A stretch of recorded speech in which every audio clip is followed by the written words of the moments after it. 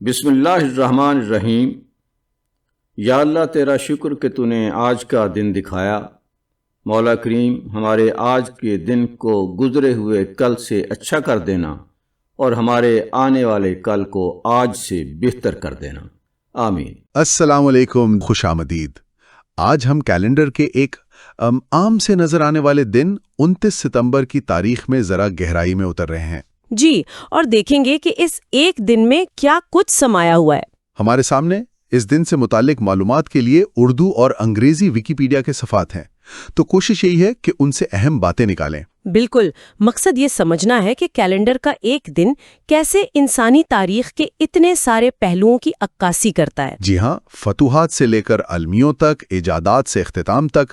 تو آئیے شروع کرتے ہیں، دیکھتے ہیں 29 ستمبر ہمیں کیا کہانیاں سناتا ہے۔ ٹھیک ہے۔ اچھا، سب سے پہلے چلتے ہیں ماضی بعید میں۔ 601 قبل مسیح، قدیم روم۔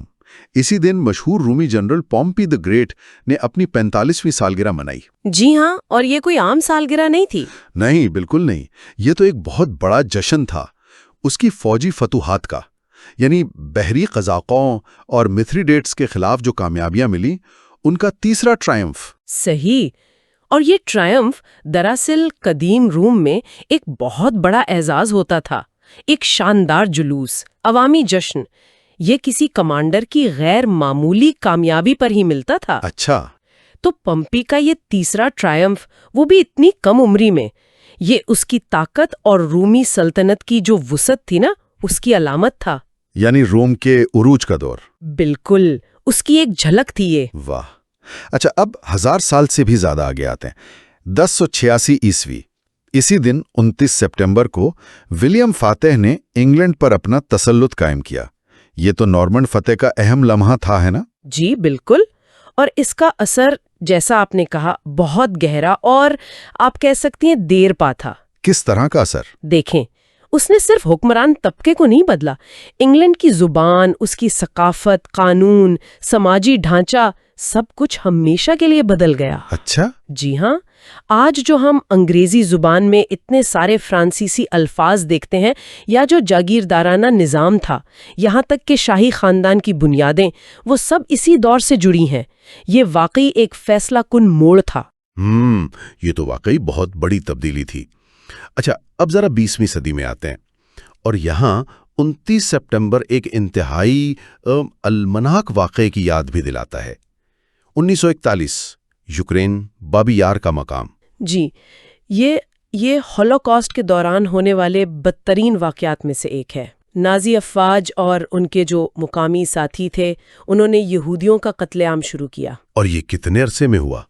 صرف 2 دنوں کے اندر تقریباً 34,000 افراد بے دردی سے قتل کر دیے گئے۔ بابی یار صرف ایک سانحہ نہیں، یہ انسانیت سوز مظالم کی ایک علامت بن چکا ہے۔ یہ تو ناقابل یقین ہے۔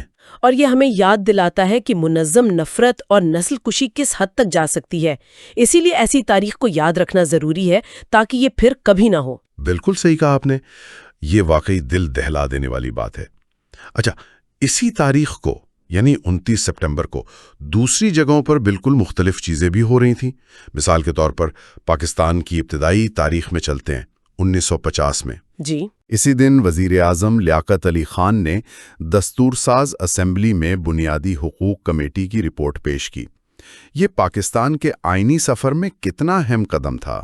یقیناً یہ ایک بنیاد ساز قدم تھا، اگرچہ یہ کوئی حتمی آئین نہیں تھا اور اس پر کافی بحث بھی ہوئی، لیکن اس رپورٹ نے پہلی بار پاکستان کے شہریوں کے لیے بنیادی انسانی حقوق کا ایک خاکہ پیش کیا۔ تو اس نے مستقبل کے لیے راہ ہموار کی۔ جی ہاں، مستقبل میں بننے والے دساتیر کے لیے اس نے ایک طرح سے بنیاد فراہم کی۔ یہ ایک نئے ملک کے لیے اپنی سمت متعین کرنے کی ایک اہم کوشش تھی۔ اور اسی سال 1950 میں ہی ٹیکنالوجی کی دنیا میں بھی کچھ ہو رہا تھا۔ بیل لیبارٹریز نے پہلی کمرشل ٹیلی فون آنسرنگ مشین متعارف کروائی۔ ہاں، یہ دلچسپ تضاد ہے نا؟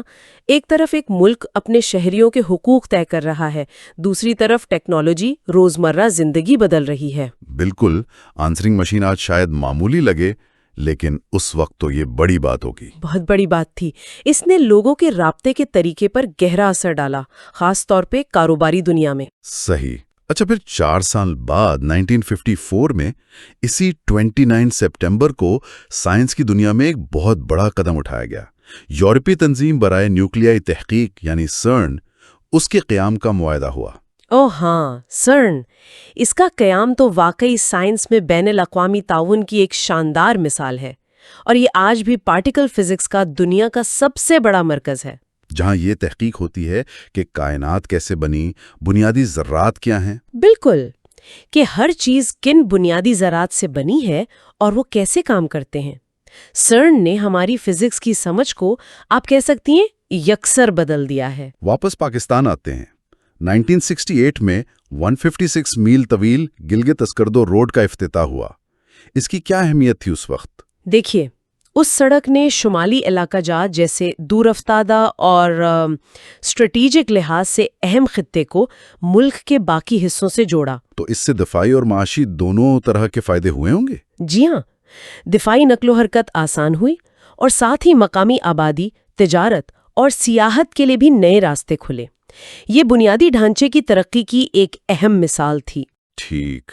और फिर 1980 में जब ईरान इराक जंग चल रही थी, सदर ज़ियाउल हक ने जंगबंदी की कोशिशों के लिए उन दोनों ममालिक का दौरा शुरू किया। जी, ये वाक़या पाकिस्तान की खारजा पॉलिसी और खित्ते में उसके किरदार को जाहिर करता है, ख़ास तौर पर इस्लामी दुनिया के तनाज़ात में मुसालहत की कोशिश करना। तो पाकिस्तान खुद को एक अहम मुसालहकार के तौर पर देखता था? बिल्कुल, ऐसा लगता है, खित्ते में एक अहम खिलाड़ी के तौर पर। अच्छा, अब जरा अमेरिका चलते हैं। 1975 में 29 सितंबर को WGPR नामी टीवी स्टेशन शुरू हुआ। इसमें क्या खास बात थी? खास बात ये थी कि ये अमेरिका का पहला टेलीविजन स्टेशन था जिसकी मिल्कियत और इंतजाम यानी ओनरशिप और मैनेजमेंट मुकम्मल तौर पर सियाफाम अफराद के पास था। ओह वाह! जी, ये शहरी हकूक़ की तहरीक के बाद मीडिया में अफ्रीकी अमरीकी कम्युनिटी की नुमाइंदगी और उनकी आवाज़ के लिए एक बहुत अहम संगे मेल था। ठीक है, अब जरा पाकिस्तान की हालिया तारीख की तरफ दोबारा आते हैं।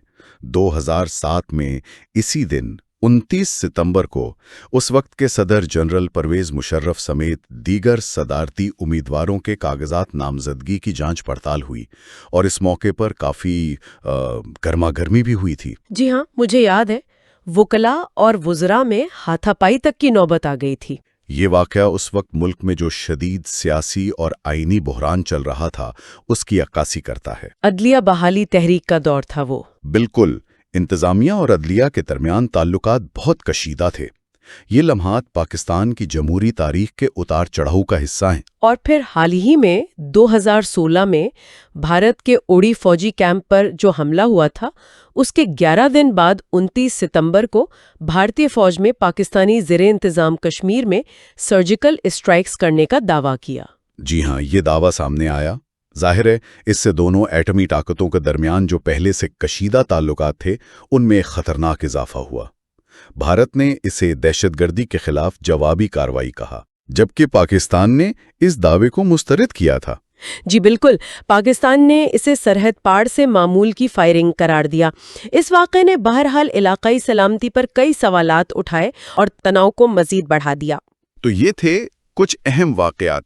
वाकई ये फहरिस्त दिखाती है कि एक ही दिन कितने मुख्तलिफ किस्म के वाक़यात देख सकता है। अच्छा, अब जरा उन शख्सियात का जिक्र करते हैं जो 29 सितंबर को पैदा हुई। ठीक है।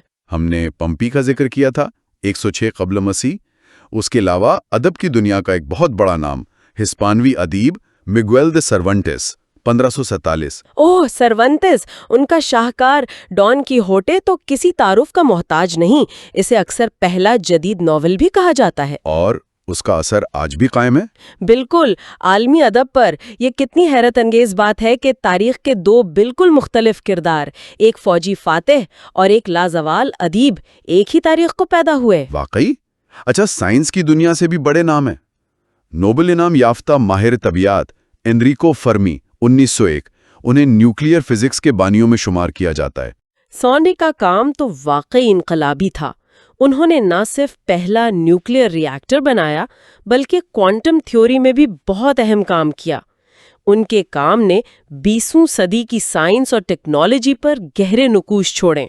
और नोबेल इनाम याफ्तागान में پیٹر مچل 1920 اور جیمز کرونن 1931 بھی شامل ہیں۔ جی، کیمیا اور طبیعت میں ان کی خدمات بھی بنیادی نوعیت کی تھیں۔ سیاست کے میدان میں بھی کچھ بڑے نام ہیں۔ پولینڈ کے سابق صدر اور نوبل امن انعام یافتہ لیخ والنسا 1943۔ ہاں، لیخ والنسا، جنہوں نے سولیڈیریٹی تحریک کی قیادت کی اور پولینڈ میں کمیونزم کے خاتمے میں اہم کردار ادا کیا۔ ایک جہاز ساز الیکٹریشین سے عالمی رہنما تک کا سفر۔ بالکل، ان کی کہانی جد و جہد اور تبدیلی کی علامت ہے۔ اسی طرح چلی کی پہلی خاتون صدر مشیل باشیلے 1951 بھی اسی دن پیدا ہوئیں۔ اور اٹلی کے متنازع لیکن طویل عرصے تک وزیر اعظم رہنے والے سلویو برلسکونی 1936۔ جی، یہ تینوں شخصیات اپنے اپنے انداز میں 20ویں اور 21ویں صدی کی سیاست پر بہت اثر انداز ہوئیں۔ فنون لطیفہ کی دنیا سے کون کون ہیں؟ اطالوی ہدایت کار مائیکل اینٹونیونی 1912 کا نام آتا ہے۔ اینٹونیونی اپنی منفرد فلم سازی، وہ جو وجودی موضوعات ہوتے ہیں ان کے لیے جانے جاتے ہیں۔ ان کی فلمیں آرٹ سنیما میں بہت اہم سمجھی جاتی ہیں۔ اور میوزک میں راک اینڈ رول کے شعلہ مزاج گلوکار جیری لی لیوس 1935۔ اوہ، دی کلر۔ جیری لی لیوس نے اپنے پیانو بجانے کے انداز اور اپنی توانائی سے موسیقی کی دنیا میں تہلکہ مچا دیا تھا۔ بالکل۔ اور امریکی مزاحیہ اداکارہ میڈلن خان 1942 بھی۔ جی، وہ بھی اپنی کامیڈی ٹائمنگ کے لیے بہت مشہور تھیں۔ تو فن کی دنیا کے بھی کئی ستارے اس دن پیدا ہوئے۔ ایک اور دلچسپ نام ہے لازلو بیرو 1899۔ ان کی ایجاد آج ہم سب استعمال کرتے ہیں۔ کون سی ایجاد؟ بال پوائنٹ پین۔ اوہ واہ، لازلو بیرو، یہ واقعی ایک عمدہ مثال ہے کہ کیسے ایک بظاہر معمولی سی ایجاد ہماری زندگیوں کو بدل سکتی ہے۔ لکھنے کو کتنا آسان بنا دیا۔ اس ایجاد نے تعلیم اور معلومات کے پھیلاؤ میں بھی اہم کردار ادا کیا ہے۔ ارجنٹینا میں ان کی سالگرہ پر یوم موجودین منایا جاتا ہے، جو بالکل مناسب ہے۔ صحیح۔ تو یہ تھیں کچھ پیدائشیں۔ اب ذرا ان شخصیات کا ذکر کرتے ہیں جو 29 ستمبر کو اس دنیا سے رخصت ہوئیں۔ جی، ایک بڑا نام ہے ڈیزل انجن کے موجد جرمن انجینئر روڈولف ڈیزل 1913۔ ان کا انتقال پراسرار حالات میں ہوا۔ ہاں، ڈیزل انجن، اس نے تو صنعت اور ٹرانسپورٹ میں انقلاب برپا کر دیا۔ آج بھی یہ ٹیکنالوجی کتنی زیادہ استعمال ہوتی ہے۔ اور ان کی موت ایک معمہ ہے۔ جی ہاں، بالکل۔ وہ انگلش چینل میں ایک بحری جہاز سے سفر کر رہے تھے اور وہیں سے لاپتہ ہو گئے۔ آج تک یہ معلوم نہیں ہو سکا کہ یہ حادثہ تھا، خودکشی تھی یا کوئی سازش تھی۔ یہ تو پراسرار ہے۔ ادب کی دنیا نے بھی اس دن اہم نام کھوئے۔ فرانسیسی ناول نگار ایمائل زولا 1902۔ زولا، جو اپنی سماجی حقیقت نگاری اور خاص طور پر ڈریفس افیئر میں اپنے جرأت مندانہ موقف کے لیے بہت مشہور ہیں۔ اور انگریزی امریکی شاعر WH آڈن 1973۔ جی، آڈن بھی۔ یہ دونوں اپنے وقت کی بہت طاقتور آوازیں تھیں۔ انہوں نے اپنی تحریروں سے معاشرے کے تضادات، اخلاقی سوالات اور انسانی نفسیات کو موضوع بنایا۔ ان کا کام آج بھی پڑھا جاتا ہے۔ پاکستان کی موسیقی اور فن کی دنیا کے لیے بھی یہ دن کچھ غمگین یادیں لاتا ہے۔ 1971 میں لافانی گلوکارہ نسیم بیگم کا انتقال ہوا۔ نسیم بیگم، ملکہ ترنم ثانی۔ ان کی آواز میں ایک خاص سوز اور گہرائی تھی۔ پاکستانی فلمی موسیقی کو انہوں نے کئی ایسے گیت دیے جو آج بھی زندہ ہیں۔ واقعی ان کا شمار پاکستان کی بہترین پس پردہ گلوکاروں میں ہوتا ہے۔ بلا شبہ۔ اور پھر 2020 میں مزاحیہ اداکار مرزا شاہی بھی اسی دن انتقال کر گئے۔ ہاں، مرزا شاہی اپنے منفرد مزاحیہ انداز کی وجہ سے وہ کئی دہائیوں تک ٹی وی اور فلم دیکھنے والوں کے چہروں پر مسکراہٹ لاتے رہے۔ ان کی کمی بھی شوبز میں محسوس کی جاتی ہے۔ عالمی سطح پر دیکھیں تو 2020 میں ہی کویت کے امیر شیخ صبا الاحمد الجابر الصباح کا انتقال بھی اسی تاریخ کو ہوا۔ جی، شیخ صبا انہیں خطے میں ایک اہم سفارتکار سمجھا جاتا تھا، خاص طور پر خلیجی ممالک کے درمیان تنازعات میں مصالحت کروانے اور انسانی ہمدردی کے کاموں کے لیے انہیں جانا جاتا تھا۔ ان کی وفات سے خطے کی سفارتکاری پر اثر پڑا ہوگا۔ یقیناً ایک خلا پیدا ہوا۔ اسی طرح امریکی اداکار ٹونی کرٹس 2010 اور سعودی شاہی خاندان کے 2 افراد حزلول بن عبدالعزیز 2012 اور نواف بن عبدالعزیز 2015 بھی اسی تاریخ کو وفات پا گئے۔ اور حال ہی میں 2023 میں مصری ماہر عمرانیات اور انسانی حقوق کے علمبردار سعد الدین ابراہیم بھی 29 سپٹمبر کو چل بسے۔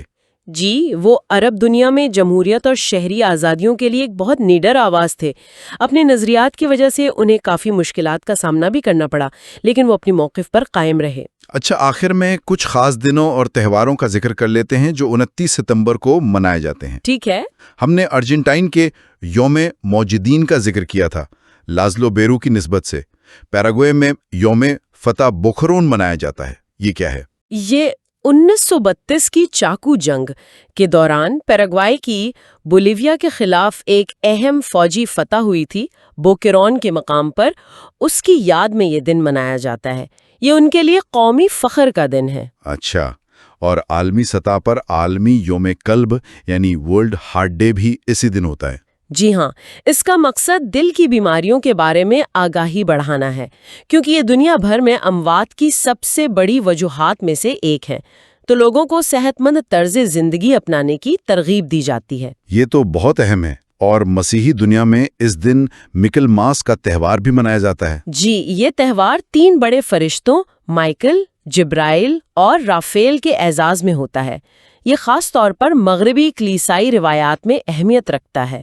تاریخی طور پر یہ فصل کی کٹائی اور نئے تعلیمی سال کے آغاز سے بھی جڑا رہا ہے۔ تو واقعی 29 ستمبر کی تاریخ میں کتنے ہی رنگ بھرے ہوئے ہیں، فتوحات، علمیے، ایجادات، فن، سیاست، سائنس، صحت، ایک ہی دن میں یہ سب کچھ۔ بالکل۔ آج کی اس ساری گفتگو سے یہی بات واضح ہوتی ہے کہ تاریخ صرف بادشاہوں اور جنگوں کی کہانی نہیں ہوتی، یہ ان گنت انسانی تجربات، دریافتوں، خوشیوں اور غموں کا مجموعہ ہے جو ایک ہی دن میں رونما ہو سکتے ہیں۔ قدیم روم سے لے کر آج تک؟ جی ہاں، ہر دور نے 29 سپٹمبر پر اپنے نشان چھوڑے ہیں۔ یہ ہمیں یہ بھی سوچنے پر مجبور کرتا ہے کہ ہم تاریخ کو یاد کیسے رکھتے ہیں۔ بہت اہم نقطہ ہے، کیوں کچھ واقعات وقت کے ساتھ زیادہ اہم ہو جاتے ہیں جبکہ کچھ پسے پشت چلے جاتے ہیں۔ کیا یہ صرف اتفاق ہے یا اس کے پیچھے کوئی سماجی یا سیاسی وجوہات ہوتی ہیں؟ یہ سوال تو خود تاریخ جتنا ہی پرانا اور دلچسپ ہے۔ بالکل، اور اس پر غور کرنا چاہیے۔ واقعی ایک دلچسپ پہلو ہے یہ سوچنا کہ آج سے 100 سال بعد لوگ 29 سپٹمبر کو کن واقعات یا شخصیات کے حوالے سے یاد رکھیں گے۔ یہ ایک بہترین سوال ہے جس پر سوچا جا سکتا ہے۔ وقت ہی بتائے گا کہ تاریخ کن لمحات کو سنہری حروف میں لکھتی ہے اور کن کو شاید دھندلا دیتی ہے۔ اللہ تعالیٰ آپ کو خوشیاں عطا فرمائے اور خوشیاں تقسیم کرنے کی توفیق عطا فرمائے۔ اللہ حافظ۔